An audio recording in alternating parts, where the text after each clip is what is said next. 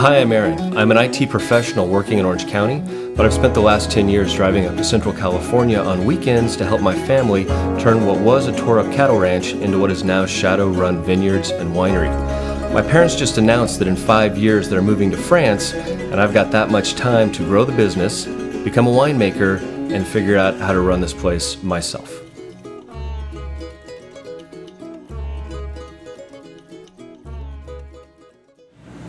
Well, I guess if you want, we could pop one open and do an impromptu barrel tasting, see what it looks like. People seem to really enjoy barrel tasting. Like I said before, I'm sure that if we were in Napa, finding clean glass, if we were in Napa, we would be charging people, $100 to here. Really cheap vodka. This is the most important cleaning agent in a winemaker, and that's what this thief is sitting in. So this thief is sitting in cheap vodka,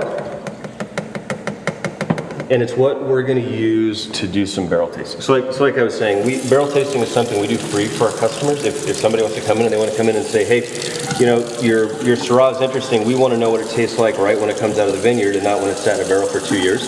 We'll bring them in here and we'll let them try that. Some of our customers are sophisticated enough. They know they really like Petite Syrah. They know they like our Petite Syrah, and so they're going to barrel taste it. They're going to decide they like it, and then when they go back to their house in New Mexico or Arizona or wherever, they're just going to wait till it comes out, and they're going to buy a couple cases online because they can kind of make predictions about what it's going to taste like, or they think they can make predictions. All right, so maybe a good one to start with is this one, because it's easy to get to, and I don't have to drag out a ladder. And two, it's because Grenache. You saw in some of the other videos, or you will at some point see in some of the other videos, we're planting an acre of Grenache. Right now, we have to buy Grenache from neighbors, and this is Grenache we bought from a neighbor. I think from Barton Family Vineyards, who owns Grey Wolf, a winery in downtown. And I've loved that guy's wine for a long time. Okay, so I'm sticking the thief in the barrel, creating a vacuum, pulling it out, dropping it in the glass, and dropping this back in here. So even though we didn't grow this, we didn't make this, we're going to make wine out of it, and I'm really happy with the way it's turning out.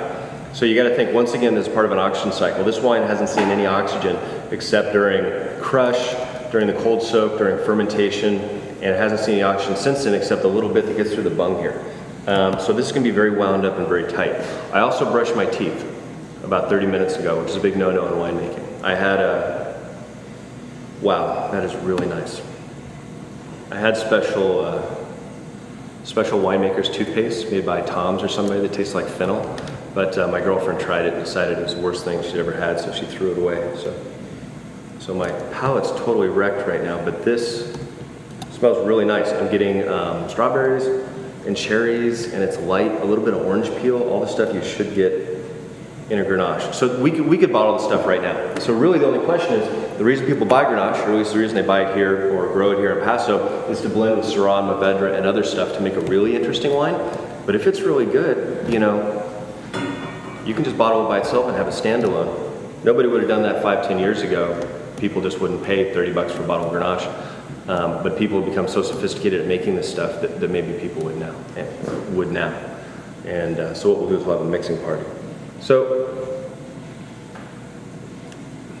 that's nice. Even with the Creston toothpaste, that's a nice wine, even though we didn't grow it.